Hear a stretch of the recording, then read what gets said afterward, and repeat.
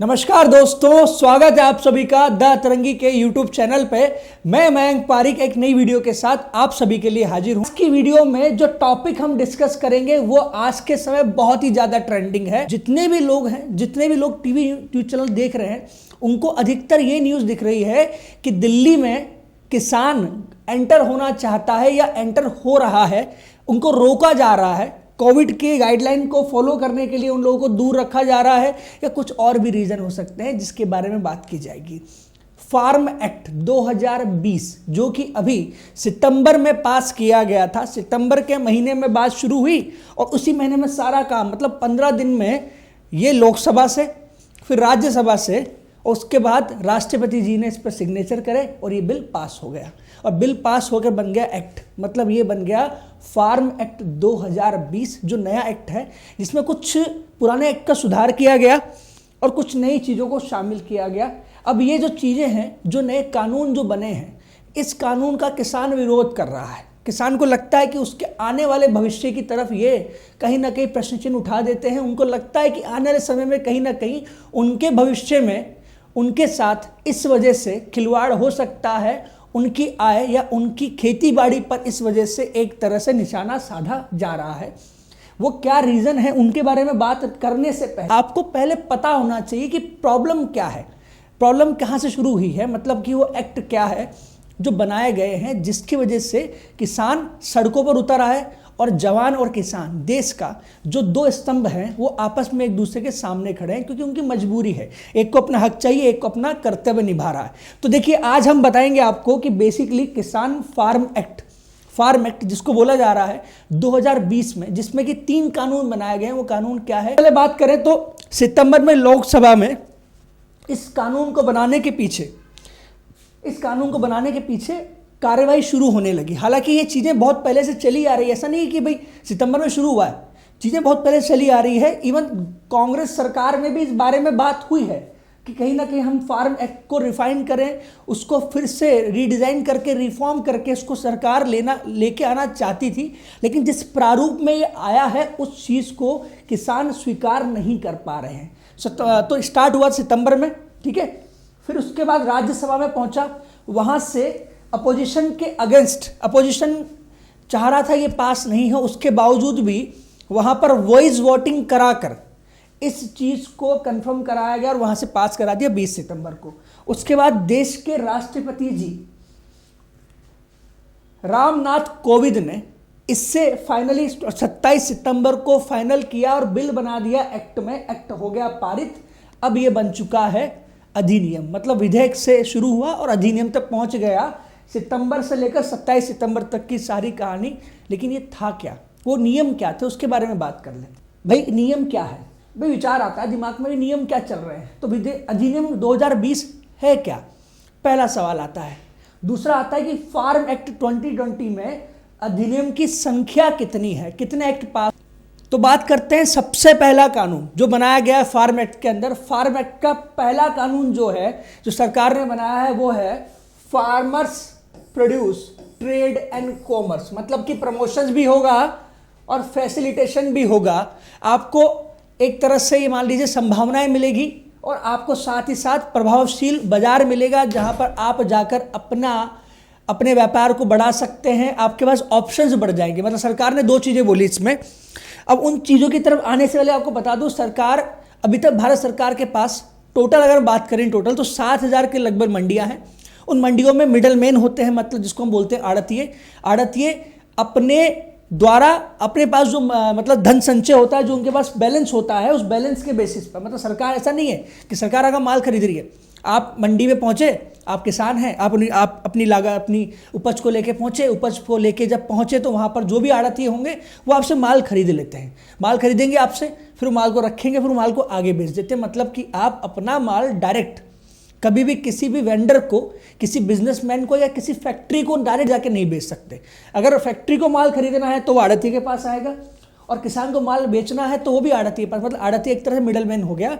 और ये सिस्टम है। इस आड़तियों के साथ साथ वहाँ मजदूर होते हैं जो वहाँ काम करते हैं, जो माल को उठाते हैं, लोड कराते हैं, अनलोड कराते हैं। तो मतलब पूरा एक सिस्टम बना हुआ है। इस सिस्टम में आड़तिये हैं, किसान हैं, मजदूर हैं, ठीक है, और बिजनेसमैन है, जो भी मतलब वेंडर है, जो भी प्रोडक्शन स्केल में जाते हैं या छोटी दुकानें हैं, जो रिटेलर्स हैं या जो होलसेलर्स हैं या ट्रेडर्स हैं, वो सब लोग इस तरह आपस में कनेक्टेड हैं। अच्छा, इसमें एक इंपॉर्टेंट चीज़ क्या है कि सारा काम जो हो रहा है ना, ये एपीएमसी में, मंडियों में हो रहा है। मतलब ये सारा एक तरह से सरकार ने आपको प्लेटफॉर्म दे दिया, उसके एवज में सरकार 3 से 3.5%, 4% जो भी हर राज्य सरकार ने निर्धारित कर रखा है कि इतना कर वसूलना है, उतना कर वसूल लेती है। ठीक है, अब ये बात तो होगी, सरकार ने क्या नया कानून बनाया। देखो, उन्होंने ये बोला कि पहली बात तो अब से आपको ये दिक्कत नहीं होगी कि आप भारत के किसी कोने में रहते हो और आपको किसी और दूसरे कोने में माल बेचना जाना है तो आपको मना कर दिया जाए। लेकिन ये चीज़ कहीं ना कहीं थोड़ी सी समझ लीजिए ओवर हाइप्ड लगती है। क्यों? क्योंकि बेसिकली ऐसा कोई कानून कभी था ही नहीं कि भाई आप अगर आज आप किसी स्टेट के किसी छोटे से जिले में रहते हो या किसी तहसील में रहते हो और आपको बोला जाए कि भाई आप अपना माल फलाना जगह जाके बेच नहीं सकते, ऐसा कुछ भी नहीं है। पहले भी ऐसा था, लेकिन आप जाओगे क्यों? अगर आप किसान हो और आप अगर 15 रुपए के 20 रुपए के मार्जिन पर प्रति किलो में अगर आप काम कर रहे हो, या क्विंटल में अगर आप बात करें तो 50 रुपए 60 रुपए का मार्जिन है आपका, जो आपकी लागत है उससे ज़्यादा आपको 50 रुपये मिल रहा है पर क्विंटल, या 100 रुपये मिल रहा है, 200 मिल रहा है, 300 मिल रहा है, तो आप एक्स्ट्रा पैसा खर्च करके ट्रांसपोर्टेशन कॉस्ट जोड़कर देश के किसी कोने में जाके माल बेचोगे जहाँ पर आपको भाव में ज़्यादा कोई खास अंतर नहीं मिल रहा, तो आप जाना पसंद नहीं करोगे। अगर भाव में बहुत ज़्यादा अंतर है तो वहाँ ऑलरेडी और तरीके से ये व्यापार हो रहा होगा, इतना तो हमको समझ में आता है। भाई हमको पता है, मान लीजिए कि देश के किसी कोने में आलू नहीं होता, तो वहाँ पर वैसे भी कहीं ना कहीं से आलू आ रहा होगा, तो अपने आप वो चीज़ें पहले से बैलेंस हो चुकी है, तो उसमें कुछ नया करने की जरूरत नहीं है। मतलब इंडिविजुअल लेवल पर किसान जाकर माल बेचना पसंद नहीं करेगा। अब देखो, सिस्टम बना दूसरा सिस्टम, वो क्या था कि सरकार ने बना दी प्राइवेट मंडियाँ। मंडियाँ कैसे देखिएगा, भाई ये फार्मर है, किसान है, इसने फसल उगाई, बहुत खुश है, भाई फसल बेचना जाना है। इसके पास क्या ऑप्शन है? ऑप्शन ये है इनके पास कि भाई ये एक मंडी है, इस मंडी में जाकर वो अपना सामान बेच सकता है। लेकिन अब फायदा क्या है? अब फायदा ये है कि एपीएमसी के अलावा उसके पास प्राइवेट मंडी का भी ऑप्शन आ चुका है। मंडी कैसे? इस मंडी का फायदा क्या है? क्यों? क्योंकि एक नहीं है, ये 2 नहीं है, ये 3 नहीं है, ये 4 मंडियां हैं। मतलब एक तरह से एपीएमसी के पैरेलल में एक सिस्टम खड़ा कर दिया लाके, जो प्राइवेट मंडियां हैं, ठीक है, इनमें एपीएमसी का कानून लागू नहीं होता। मतलब यहां पर किसी प्रकार का टैक्स नहीं है, टैक्स फ्री है। तो अब किसान के पास ऑप्शन यह है कि अगर एपीएमसी में उसके साथ कुछ गलत होता है तो यहां आकर अपना फसल को, अपने उत्पादन को बेच सकता है, ये उसके पास फायदा है। ठीक है, मैं निगेटिव की बातें बिल्कुल नहीं करूंगा, ना पॉजिटिव बात करूंगा, बस ये कानून डिस्कस करते हैं आज की कानून क्या बनाया, नया जो एक्ट बनाया है वो किस तरह से काम कर रहा है। ठीक है, ये हो गया एपीएमसी की बात। फिर आ जाते हैं भाई, किसान जो है कैसे बेचता होगा। पहले किसान जाएगा मिडलमैन के पास, ये है आड़तिया। ठीक है, आप अंतर समझ पा रहे होंगे, ध्यान से समझिएगा बात को। इतना मोटा क्यों बनाया है? क्योंकि ये कमीशन कमाता है इससे भी और इससे भी। ये बेसिकली हो क्या रहा है, सिस्टम ये ऑपरेट करता है। पहले यहां पे किसान उत्पादन लेके पहुंचा, आड़तिये के पास क्षमता है, पैसा है, उपज खरीदने की इनके पास पॉसिबिलिटी है, ये आराम से खरीद सकते। मिडलमैन, अच्छा मिडलमैन शब्द पर मत जाइएगा, ठीक है, आड़तिया मिडलमैन बोलना गलत नहीं है, मतलब एक सोर्स है, एक सिस्टम का एक हिस्सा है जो सिस्टम को चला रहा है। एक तरह से मान लीजिए कि ये क्या है, बेसिकली एक जॉइंट है जो इन और दोनों को जोड़ देता है। ठीक है, और इसके बीच में जो भी कमीशन होगा, जो अलग तरह से सिस्टम चलता है उस बारे में मुझे ज़्यादा नहीं पता। ठीक है, ये हर फसल पे चलता है। ठीक है, हाँ, लेकिन इतना हमको समझ में आता है कि फार्मर से खरीदा और अगर बेचा मार्केट में, या बेचा वेंडर को, या बेचा कॉन्ट्रैक्टर को, या बेचा किसी फैक्ट्री को, तो डेफिनेटली यहाँ कहीं ना कहीं प्राइस में वेरिएशन आएगा। एग्जैक्ट उस प्राइस पे तो नहीं बेचेगा, क्योंकि यही तो कमीशन वाला पार्ट है। ठीक है, बिक गया। सरकार क्या चाहती है कि ये वाला सिस्टम खत्म कर दिया जाए बिल्कुल, और यहां से सीधा कहां जाया जाए, किसान सीधा जाके बेचे किसको, वेंडर को, कॉन्ट्रैक्टर को, या जाके बेचे मार्केट में, या बेचे किसी फैक्ट्री को। ये अब उसको आज़ादी मिल चुकी है। ये बहुत पॉजिटिव पॉइंट है। अगर ये सिस्टम बिल्कुल इसी तरह से चलता है तो ये बहुत पॉजिटिव पॉइंट है कि अब आपको इनकी तरफ डिपेंडेंसी की कोई जरूरत नहीं है। ये आपको परेशान नहीं कर सकते, अब मन चाहे आपसे दाम वसूल नहीं कर सकते, मन चाहे रेट पर आपसे खरीद नहीं सकते। क्यों? आप जहां पर जरूरत है वहां पर अपना अनाज उगाओ और बेचो, फल बेचो, अनाज बेचो, सब्जी बेचो, जो आपको बेचना हो बेच सकते हो, कोई दिक्कत नहीं है। ठीक है, अब ये हो गया। अब नंबर 2 का आता है मूल्य आश्वासन और कृषि सेवा अधिनियम 2020। मतलब कि क्या हो गया, दूसरा कानून जो है वो है मूल्य आश्वासन और कृषि सेवा अधिनियम। मूल्य आश्वासन मतलब क्या होगा कि भाई आपको पहले से पता है कि भाई आपको जो भी मिलने वाला है वो फिक्स हो चुका है। ये क्या है, the farmers agreement on price assurance and farm service act. मतलब ये हो गया कि अब कॉन्ट्रैक्ट फार्मिंग शुरू होने वाली है। मतलब अब ऐसे समझ लीजिए, तो ऐसा होता है कि गांव में बच्चा पैदा हुआ और जिसका बेटा है या जिसकी बेटी है, ठीक है, उनके बीच में रिश्ता तय कर देते। कभी कभी ऐसा भी हो जाता है कि उनकी वाइफ एक्सपेक्ट कर रही है और वो लोग डिसाइड करते हैं कि भाई तुम्हारा अगर बेटा होगा और मेरी बेटी हुई तो हमारी जो दोस्ती उसको हम कन्वर्ट कर दें रिश्तेदारी में, मतलब हमारा रिश्ता तय हो चुका है। अब होगा जो होगा देखा जाएगा। ठीक है, तो अब क्या है कि अगर लड़का हो गया लड़की हो गई तो फिर रिश्ता तय है, पक्का हो गया। इसी तरह से कृषि भूमि पर जहाँ पर किसान अपनी खेती बाड़ी करता है, वहाँ पर अगर किसान उगाता है, गेहूँ उगाता है, चावल उगाता है, मक्का, बाजरा, सरसों, तो खेत में फसल खड़ी होने से पहले, फसल उगने से पहले, शुरुआत करने से पहले एक आदमी, एक बिजनेसमैन, एक कॉन्ट्रैक्टर, एक मार्केट या वेंडर आके आपको अप्रोच कर सकता है। वो आपको बोलेगा कि भाई आपकी फलाना फलाना जो क्षेत्रफल में या जो भी इलाके में जो आपकी ज़मीन है, चाहे वो 2 बीघा हो, 10 बीघा हो, 50 बीघा हो, कितनी भी बीघा हो, उसका मैं आपको पर बीघा इतना रेट दूंगा और आपको क्या करना है, अब आपको मुझसे कॉन्ट्रैक्ट साइन करना है कि ये फसल आप किसी को नहीं बेचोगे, ये फसल मेरी है और मैं आपको अश्योर करता हूं कि मैं आपको इस फसल का इतना ही दाम दूंगा चाहे मार्केट में दाम गिर जाए। तो ये सुनने में बहुत अच्छा लगता है। क्यों लगता है भाई, मान ली कल तो फसल ज़्यादा हो गई, बम्पर पैदावार हो गई, फसल की रेट या जो गेहूं की रेट जो कभी 2000 रही होगी, 1995 रही होगी, 1890 रही होगी, वो रेट टूट कर 1600 चली गई।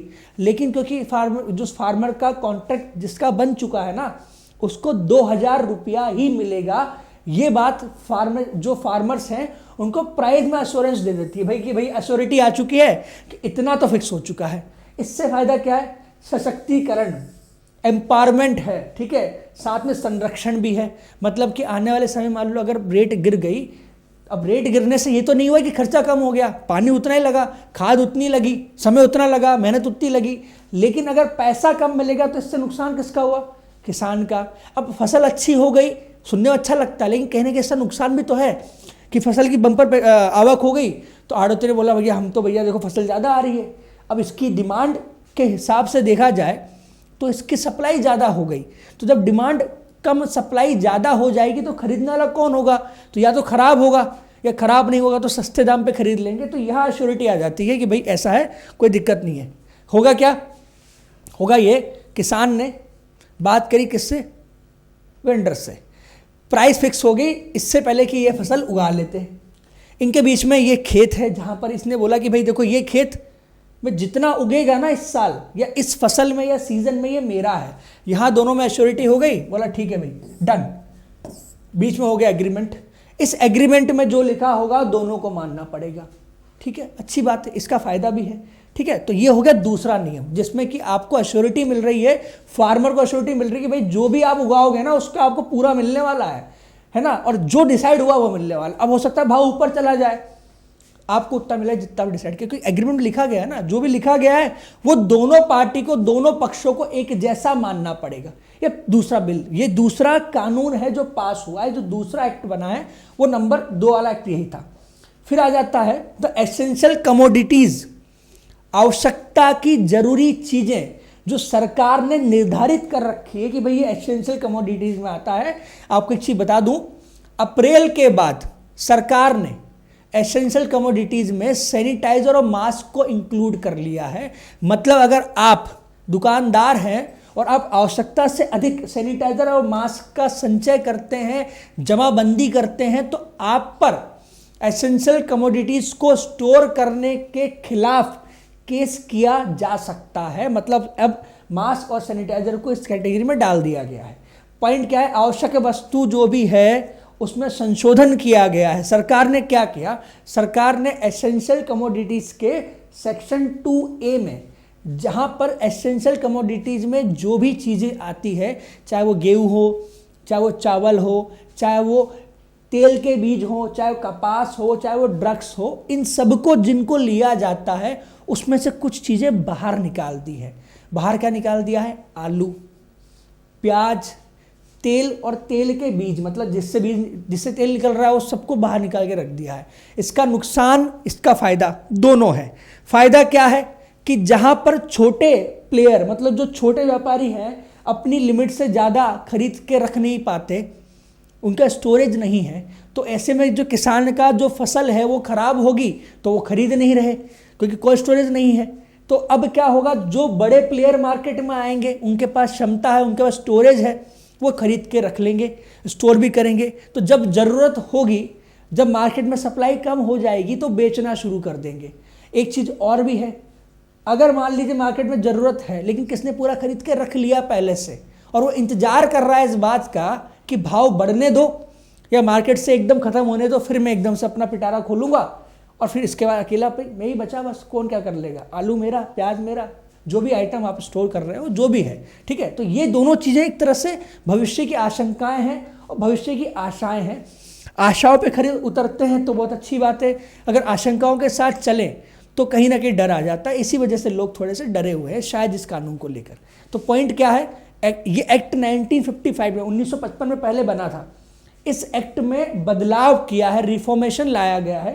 क्या था देखिएगा, मान लीजिए आपका गोदाम है, इस गोदाम में स्टोरेज करना मना है, एक्स्ट्रा लिमिट से ज़्यादा स्टोर नहीं कर सकते, सजा का प्रावधान था। क्या था, ड्रग्स, फर्टिलाइजर्स जो ऑर्गेनिक इनऑर्गेनिक दोनों तरह के या मिक्स होंगे, ठीक है, मतलब खाद ज़्यादा स्टोर नहीं कर सकते आप। फूड स्टफ्स में एडिबल ऑयल आता है, हैंक आता है, yarn made from cotton, petroleum products, raw jute का textile, seed of food crops, fruit, vegetable, cotton, ये सब आ जाता है, ठीक है। अब पॉइंट क्या है कि इसमें से सरकार ने पोटैटो, आलू को, एडिबल ऑयल को, प्याज को, और इन्हीं पे ज़्यादा बातचीत होती है, किस पे, प्याज और आलू पे। इसी भाव को लेकर सरकार, जो विपक्ष होता है, ज़्यादा हंगामा करता है, इसको बाहर निकाल दिया। मतलब अब इसके स्टोरेज पर सरकार का कोई नियंत्रण नहीं है। आपको रखना है तो रखो, जितना स्टोर करना है उतना स्टोर करो, आपको कोई कुछ नहीं पूछेगा, कोई रेगुलेशन नहीं है, कोई कंट्रोल नहीं है। अच्छा, और चीज़ सुनिए, अगर कंट्रोल करना भी होगा तो सेक्शन 2A में ये मेंशन किया गया है, एसेंशियल कमोडिटीज के सेक्शन 2A में मेंशन किया गया है कि अगर कंट्रोल होगा तो वो कंट्रोल उस कंडीशन में होगा जब कुछ एक्स्ट्रा ऑर्डिनरी कंडीशंस क्रिएट होती है। मतलब या तो युद्ध हो जाए या प्राइस, कीमत में जरूरत से ज़्यादा इजाफा कर दिया जाए, बढ़ोतरी इतनी ज़्यादा हो जाए कि वो आम आदमी की पहुंच से बिल्कुल दूर चला जाए। तो ऐसी स्थिति में सरकार बीच में आके सरकार अपना इंटरफेरेंस कर सकती, अदरवाइज सरकार का इन चीज़ों पर, किस पर, एडिबल ऑयल्स पर और उनके सीड्स पर, पोटैटो और ऑनियन पर कोई कंट्रोल नहीं है। आप चाहे जितना स्टोर करो, आपको कोई नहीं रोकने वाला। तो बेसिकली ये अब यहाँ पर ग्रीन सिग्नल आ चुका है, जाओ स्टोर करो, आपको पूरी आज़ादी है। तो ये 3 कानून जो बेसिकली बनाए गए हैं, इस जो 3 एक्ट हैं, इन एक्ट में क्या क्या चीज़ें थी। पहली बात तो मंडियाँ नहीं आने वाली है, मतलब अब बड़ी बड़ी फर्म्स, बड़े बड़े जो बिजनेसमैन हैं, जो बड़ी बड़ी ये बोल सकते हैं आपकी भारत के व्यापार घराने हैं, वो अपने अपने खुद के पर्सनल बड़ी बड़ी मंडियाँ एस्टेब्लिश करने की परमिशन मिल चुकी है, जहाँ पर कोई टैक्स भी नहीं है। दूसरा कंडीशन ये सरकार, दूसरा जो कानून पास हुआ वो ये है कि आप कॉन्ट्रैक्ट फार्मिंग कर सकते हैं। मतलब आप फसल के पैदा होने से पहले उस फसल का भाव तय करके उस किसान के साथ, उस किसान के खेत के साथ एक एग्रीमेंट कर सकते हैं, जिस एग्रीमेंट में दोनों पक्षों के बीच में तय होगा कि भाई इतनी फसल है, इसको, इस खेत की इतनी क्षेत्र की जो पैदावार है इस पर मेरा हक है, इसके बदले में आपको इतना पैसा दूंगा। नंबर 3 की एसेंशियल कमोडिटीज एक्ट में 1955 में रिफॉर्मेशन आया है, आलू, प्याज और एडिबल ऑयल को बाहर निकाल दिया गया। मतलब अब इस पर सरकार का कोई कंट्रोल नहीं है, अब आप चाहे जितना स्टोर कर सकते हैं, आपको कोई समस्या नहीं होने वाली। तो आज के ये 3 कानून थे। अगली वीडियो में हम डिस्कस करेंगे कि फार्मर्स क्यों परेशान हैं, किस भविष्य की आशंका को लेके उनमें खलबली मची है, क्यों वो दिल्ली के बॉर्डर पे जाके खड़े हो गए हैं और सरकार से बातचीत करना चाहते हैं, सरकार को विवश करना चाहते हैं कि सरकार एमएसपी को ऐड कर दे। अगर आपके मन में भी कोई सवाल है तो वीडियो में जरूर कमेंट करके लिखिए। अगली वीडियो में कोशिश करेंगे कि आपके जितने भी डाउट्स हों उसको क्लियर करें। तो दोस्तों बहुत बहुत धन्यवाद, मिलते हैं अगली वीडियो में, तब तक के लिए आप सभी का बहुत बहुत धन्यवाद। द तिरंगी की टीम की तरफ से जय हिंद, जय भारत, भारत माता की जय।